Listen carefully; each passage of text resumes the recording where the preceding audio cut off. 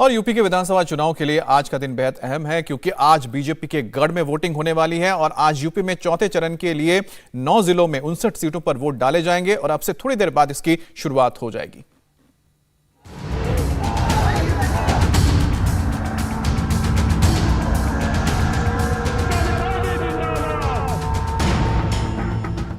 उत्तर प्रदेश का चुनाव आज अपने चौथे चरण में पहुंच गया है। अब से थोड़ी देर बाद यूपी में चौथे चरण के लिए वोट डाले जाएंगे। इस बार का मुकाबला इसलिए भी दिलचस्प है क्योंकि आज लखनऊ के रण का भी फैसला हो जाएगा। बड़े बड़े दिग्गजों की किस्मत दांव पर है। जनता को साधने के लिए चारों ओर से एक दूसरे के ऊपर धुआंधार प्रहार किए गए।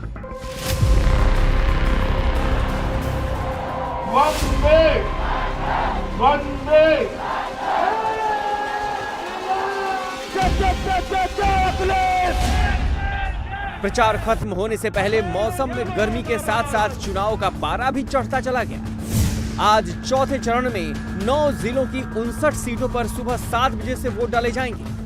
करीब 2 करोड़ मतदाता 624 उम्मीदवारों के भाग्य का फैसला करेंगे। चौथे चरण में जिन 59 सीटों पर वोटिंग है वो बीजेपी का सबसे मजबूत गढ़ माना जा रहा है। इसलिए समाजवादी पार्टी समेत दूसरे दलों के लिए यहां अपना खाता खोल पाना ही एक बड़ी चुनौती है।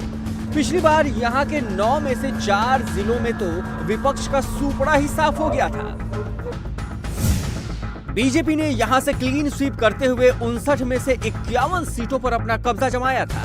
समाजवादी पार्टी को 4 सीटों पर संतोष करना पड़ा था, जबकि मायावती और कांग्रेस के हिस्से में सिर्फ 2 सीटें आई थी। 2017 के चुनाव में लखीमपुर खीरी के अलावा पीलीभीत, बांदा और फतेहपुर जिलों की कुल 25 सीटें ऐसी थी जहां से विपक्ष को एक भी सीट नहीं मिल पाई थी। लेकिन इस बार का चुनाव बीजेपी के लिए आसान नहीं है। लखीमपुर खीरी की 8 सीटों पर भी आज ही वोट डाले जाएंगे। आज बीजेपी को ये एहसास हो जाएगा कि यूपी का किसान किस हद तक उनके साथ है।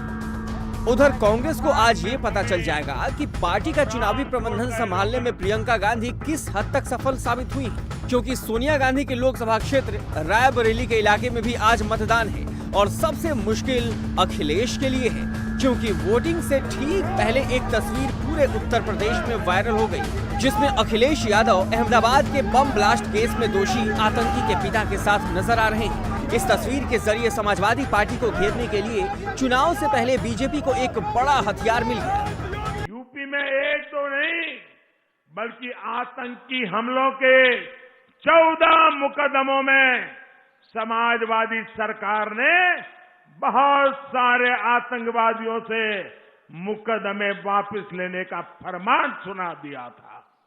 क्या आतंकवादियों पर रहम करना ठीक है क्या? आप जरा बताइए, रहम करना ठीक है क्या? आतंकवादियों को बचाने के खेल ठीक है क्या? और आज लिपापोती करने निकले हो। ये लोग विस्फोट कर रहे थे, धमाके कर रहे थे और समाजवादी पार्टी सरकार इन आतंकवादियों पर मुकदमा तक नहीं चलने दे रही थी। अहमदाबाद न्यायालय ने 38 आतंकवादियों को फांसी की सजा दी है। इन आतंकवादियों ने गुजरात में सीरियल बम ब्लास्ट किया था। 56 निर्दोष लोग मारे गए थे। और भाइयों बहनों, इसमें से जो आतंकवादी फांसी की सजा पाए हैं, इनमें से 8 आतंकवादी उत्तर प्रदेश के भी हैं।